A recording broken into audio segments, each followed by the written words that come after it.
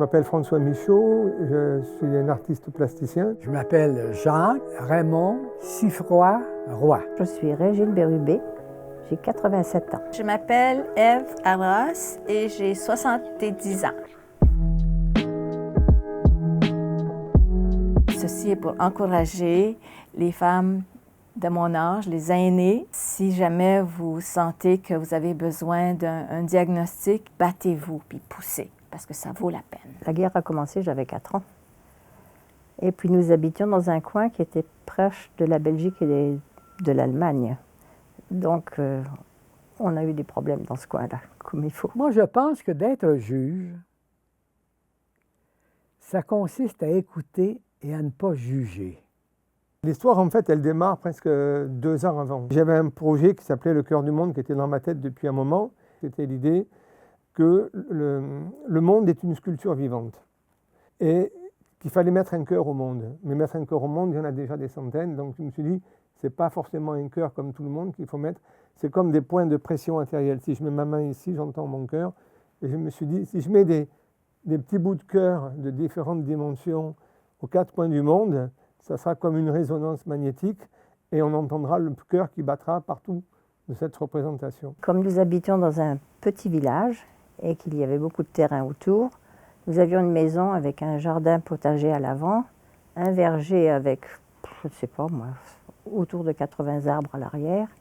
Alors nous avions tous les fruits que nous voulions, bien sûr. Ce qu'on a fait aussi, il y avait le jardin devant, mais à l'arrière, on a pris une partie du verger pour en faire comme un champ, puis planter des tas de légumes. Et on a travaillé. Il y avait 4 enfants dans la famille. Et on ramassait les fruits, on cueillait les fruits, on faisait des conserves. On n'avait pas de congélateur dans ce temps-là. Il fallait faire des conserves. Et on faisait des confitures, on ramassait tout, on ne jetait rien. Je suis resté 2 mois et demi à Pékin à préparer cette exposition. Et j'ai installé un petit cœur après dans l'enceinte du musée. Et ce cœur, donc, ça a été le premier que j'ai posé, en fait. Ensuite, je rentre en France, je reprends mes cours, etc. 3 mois après ou 6 mois après, je partais à Mexico faire ce projet. Là-dessus, l'ambassade de France qui me demande de faire un cœur. Donc, j'ai fait un cœur pour le consulat. Je suis reparti au Brésil pour 1 mois, faire mon petit cœur, tranquille, à Salvador de Bahia. Ensuite, je reviens en France, et puis là, on me dit « Ah, les carrières de cônes de marbre rouge me disent, on a entendu parler de votre projet, ça nous intéresse. » Et de là, de cœur en cœur, j'en ai posé en tout 14 à travers le monde. J'étais avocat, puis à ce moment-là, je me suis ouvert un bureau à la Val-des-Rapides. Puis après ça, bien, là, j'ai eu un associé qui s'appelait François Godbout, qui a été numéro 1 comme joueur de tennis au Canada. Alors, on est partis ensemble. Après ça, j'ai été nommé juge à la Chambre de jeunesse. Puis après ça, bien, ce que j'ai fait aussi, j'ai enseigné le droit à l'Université de Montréal durant 4 ans, ces dernières années. J'avais une masse dans l'abdomen. Il y avait comme une barre. Puis on disait comme un momentum cake. Il y avait un petit gâteau, là, dur, là, comme une orange. Et puis qui poussait sur l'estomac.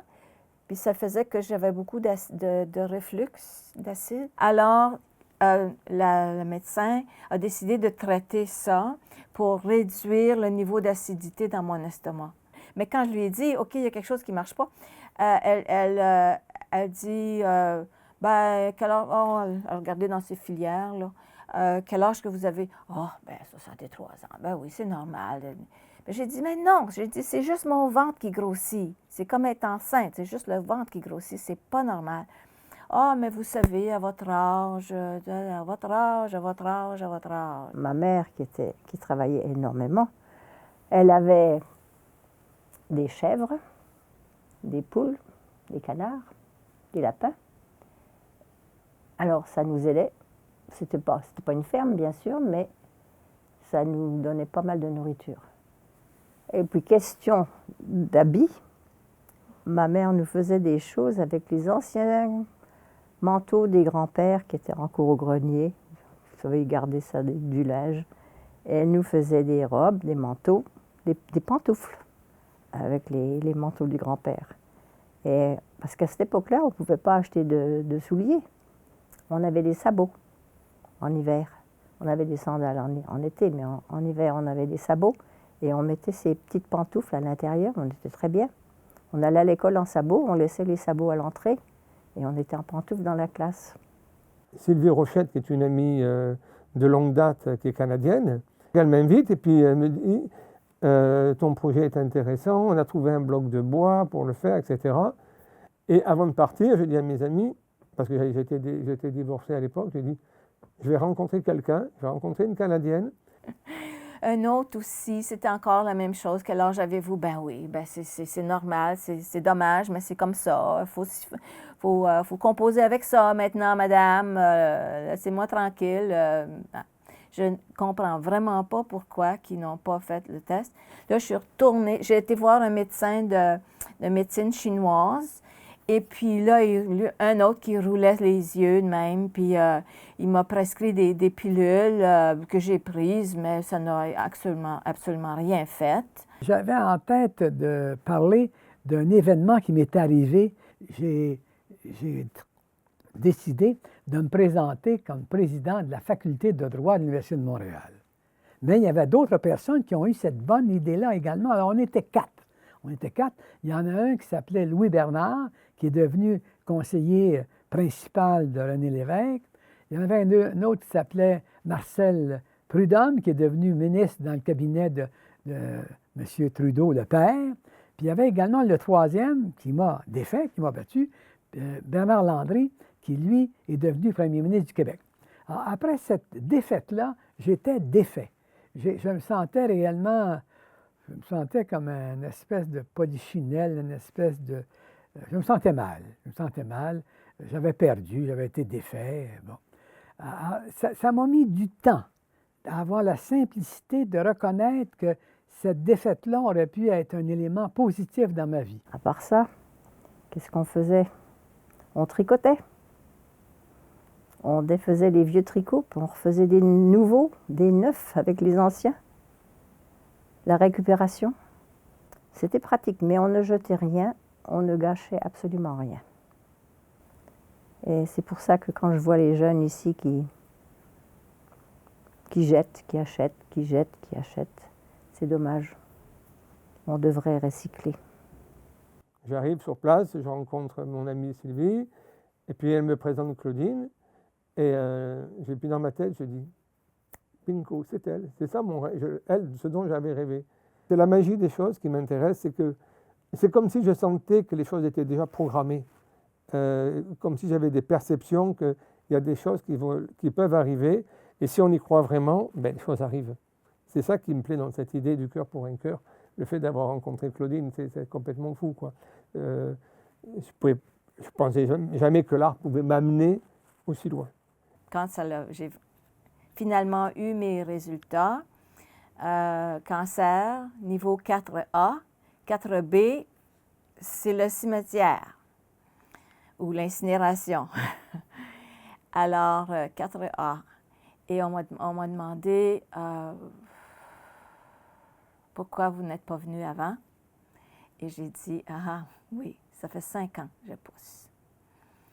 Donc, 2015, finalement, le jour avant l'Halloween, finalement, j'ai eu mon diagnostic. Wouhou, cancer, OK, on y va.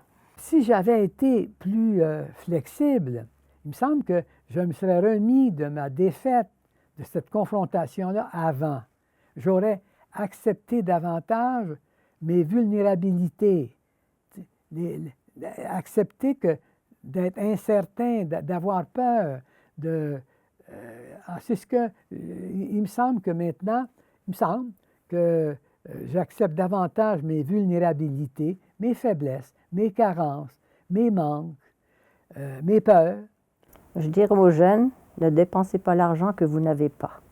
C'est la première chose à faire. Moi, je dis toujours, si j'ai réussi à joindre les deux bouts, vous pouvez le faire aussi. On reste avec la même façon dont on a été élevé. On n'oublie pas ça. Et moi, c'est ça qui est important dans ma vie. La vie, c'est de faire des choix et de les assumer et d'y croire. Si on ne croit pas à ce qu'on fait, c'est vraiment important de croire aux utopies les plus folles, je veux dire, quelles qu'elles soient. c'est dans la mesure où on croit des utopies aussi qu'elles se réalisent. Sinon, le monde n'avancerait pas. C'est grâce à des croyances comme ça qu'on avance. Si j'avais un message à faire passer aux jeunes aujourd'hui, aux jeunes générations, ça serait ça. Croyez à vos rêves. Croyez à vos rêves.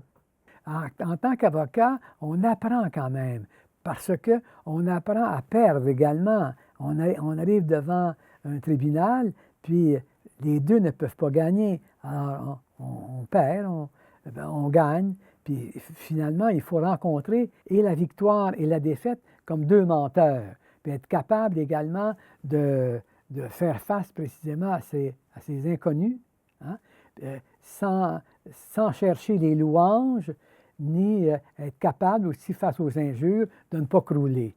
Entre les injures, puis pas les injures, mais les critiques, j'entends. Les critiques, les louanges, recevoir ces deux menteurs-là du même front pour continuer à cheminer.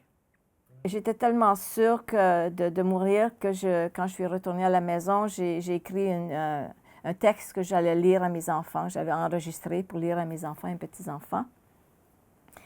Mais quand j'ai vu la réaction de ma famille, je me suis dit, je vais me battre. Il va falloir que je me batte pour ça.